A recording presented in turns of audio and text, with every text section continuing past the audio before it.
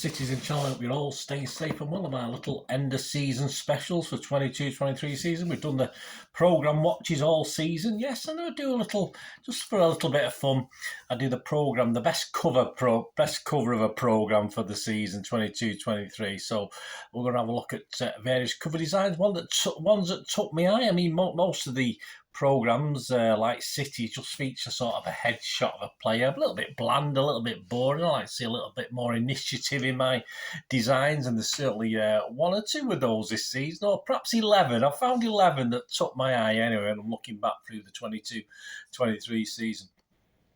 I always imagine these pictures like in a frame. If I'd have them on the wall, put it this way, obviously as a kid you'd have all the players on the wall, but just imagine these framed and up on your wall. That's the sort of criteria. So I've ranked them all for a little bit of fun as well, from 11 down to a number 1. So please, if you are new to the channel, enjoy this. Just one of the silly little things I do with quizzes and stuff like that. Please push that subscribe button, push the bell notifications. Great to have you on board. Let me know your favourites as well. Do you agree with me? I'm not a great artist, but I do like a nice bit of artwork. But everyone's got their own taste, haven't they? So please press those buttons. And if you are pressing the buttons, you can press that little like button, guys. I'm trying to get between 20 and 30 likes for these City vlogs. So if you can help me out on that, be very much appreciated. Yes, last year, yes, they'll be up on screen now. This was my number 1. The City Derby special, of course, was number 1. It was that Bohemian Rhapsody feel with old Edison with his gloves crossed in front of him as well. It sort of appealed to me and made number 1. Yes, it won't be a City programme number 1 this season though, but there are one or two made it, fortunately, that sort of changed from the normal. And of course number 2's there as well. This number 2 was the Wolves away programme. Very close call between that and the City one. I did come down on the City one, of course, so that featured a homage to their founding member and as then longest serving manager, as now, a year later, I'm sure, well, not had a manager who served any longer, have they? Let's be honest about it. So it's I love the backdrop as well, because it was Molyneux of 1920. So they were number 1 and 2 of last season. So what have we got? What have we got this season? Right, let's start. Let's give them ratings. Let's start at number 11. Nothing particularly special about this. I'm just going to do due diligence and credit, because the artwork is just images, but all credit to Palace. Yeah, Crystal Palace, our visit there on March the 11th, of course. Very few clubs feature an opposing player. We might have another one in a little while that does as such on the cover. But yeah, alongside James McCarthy, they feature our very own Bernardo. And I thought that was worth putting down and giving him a top 11. Because a lot of programmes didn't rate, of course. We've got about 50-odd programmes, 60 programmes this season. But yeah, I thought the fact that he included Bernardo on it, there's no reason I could see why they did it. In fairness, I couldn't see any profile specifically for Bernardo inside the programme, but it was just a nice touch, so I thought I'd include that. So I'll give that a commendable number 11. Right, number 10. Yes, we're going to go back to the very first game of the season, the Community Shield matchup with Liverpool. I quite like this cover, this sort of electrified, sort of modern sort of design. I think this was on the 30th of July 2022, and of course it features a sort of robotic like lineup, especially the two guys at the back with the 50-50 split of Nunez and Haaland, who, let's face it, they were expected to go head-to-head, weren't they, this season on goals and style, and obviously Nunez got off to a great start, but we know who finished, don't we? We know who finished the strongest, certainly, in Haaland. He couldn't get anywhere near him, could he, Nunez? I like the symmetry of it. Also sort of works for the guys at the back. You've got Diaz and KDB the next up, and of course Van Dijk and Walker. I just like the symmetry of it all. I just thought it was a good programme, so I liked it when I first saw it, and that's at number 10. At number 9, well, it's that sort of drawing style that appeals to me as well. They take a sort of picture but turn it into a drawing. I'm being absolutely useless at drawing myself. I like things like this. And of course, it's the double cover for the FA Cup semi-final. We will talk about the final in a little while. on the 22nd of April, of course, between City and Sheffield United. And they do, what I like about it is the magazine feel, the newspaper headline feel, the magazine headline feel that, you could imagine that on a magazine rack in a news agent's, and that's what I like about it. Of course, it's telling you what's inside and all that sort of thing. I always want to do something like that for my thumbnails, but it never quite works out. It's all a bit too busy for a little thumbnail, unfortunately. But yeah, you got Haaland and NDIE, I think it is. I think that's who it is anyway. That's the closest player. I looked at his picture. That's the closest I could get anyway. But overall, just nice artwork and just an appealing, as I said, that on the shelf magazine feel really appealed to me. So that was number 9. At number 8, we'll go back to the FA Cup, but again, not anything as in real good artwork, but we're going back to the FA Cup in the 5th round, the visit to Bristol City, of course, on February the 28th. And again, all credit to Bristol City. And I think the season before it was done, I think Peterborough did a similar thing when City visited.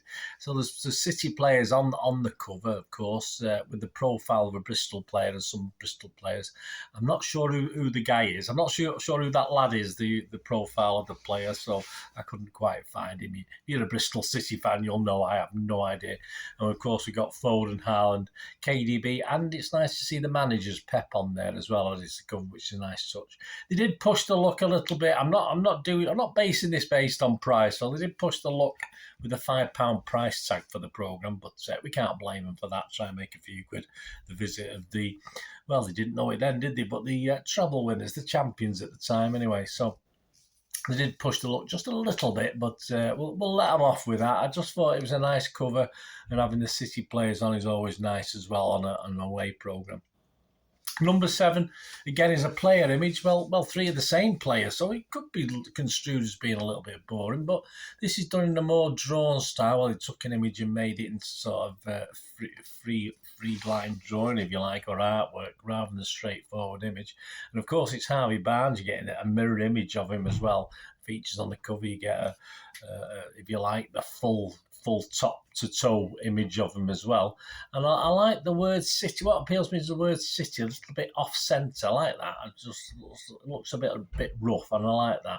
And I do like, and we'll talk about another one in a moment, the navy blue shading and the navy blue sort of appeals to me as I love sky blue, of course I do, but navy blue just as designs does a lot. The blue and white is nicely set off, I think, by the colours of the badges and the charities and the sponsors in opposite corners. I think that just makes a nice little overall package.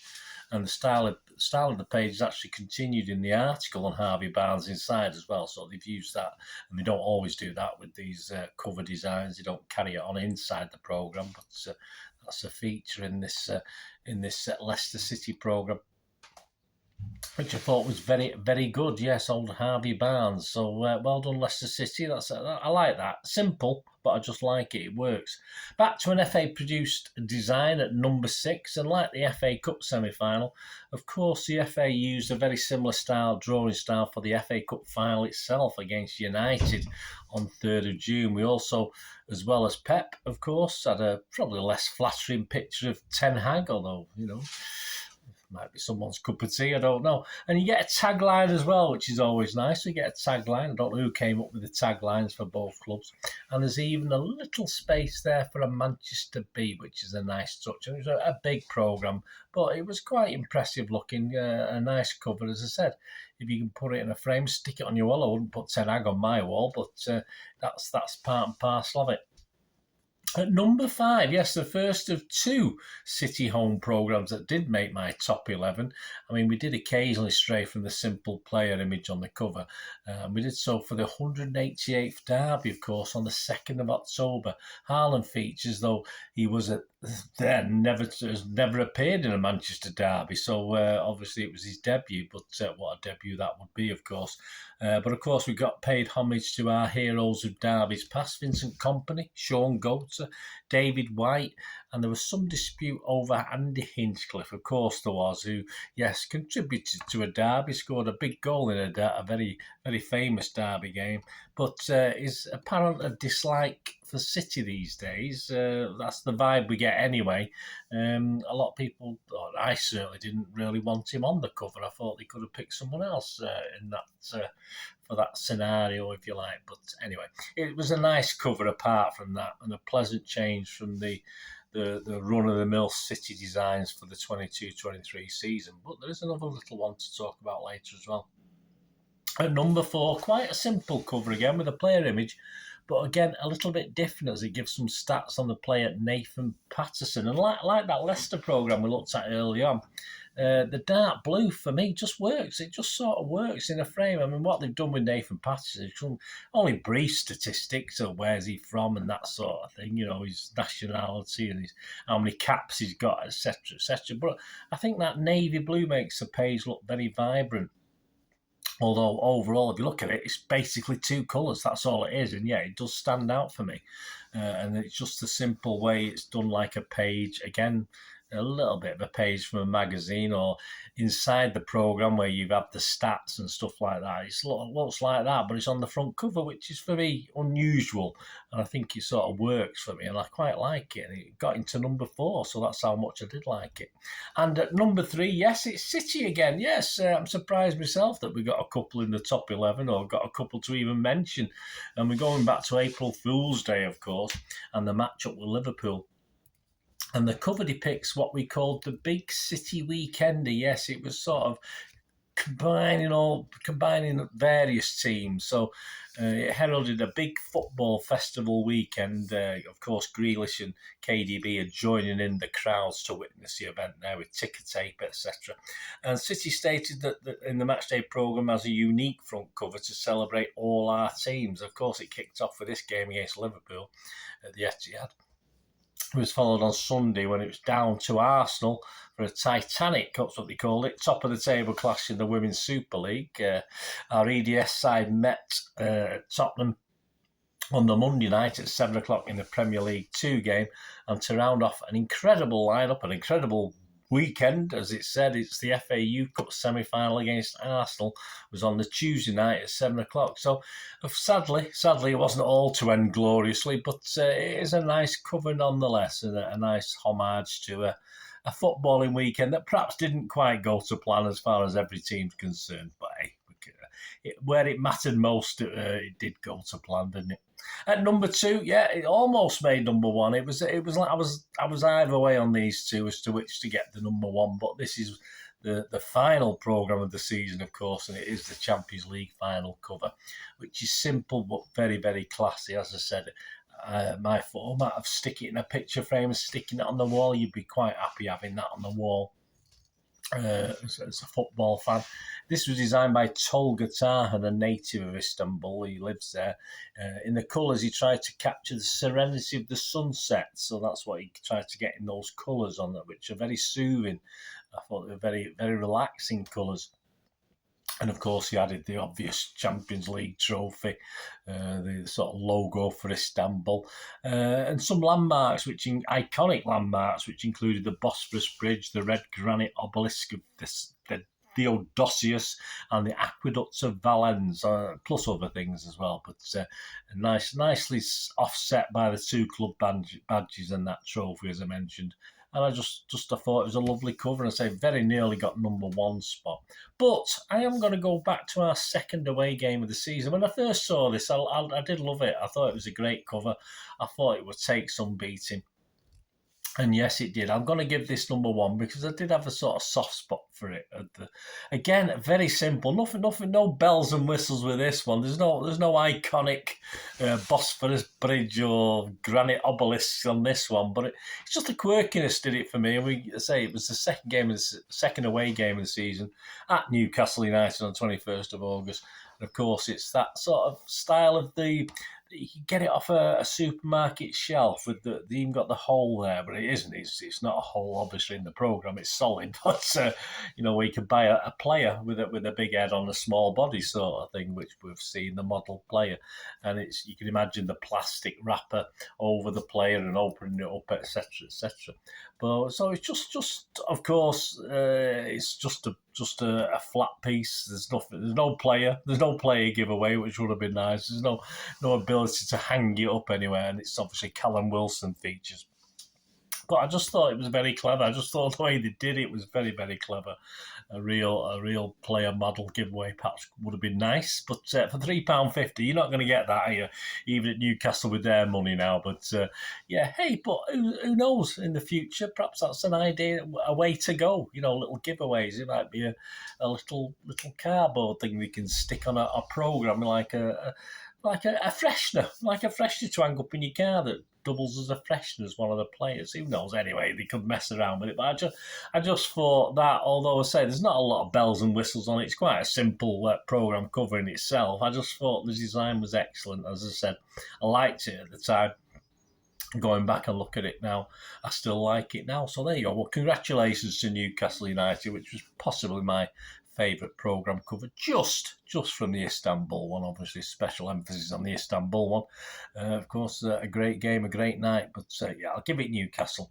I thought it would take some beating. There you go, guys. Hope you enjoyed that. I don't think I've missed anything outstanding. There was a few Champions League programmes that were sort of had 2 or 3 players on that were okay, but again got a little bit monotonous for City. So there you go. That's a rundown of 11 covers that took my eye over the 22-23 season. So I hope you enjoyed that, just for a little bit of fun. Let me know your favourite. Great to hear from you.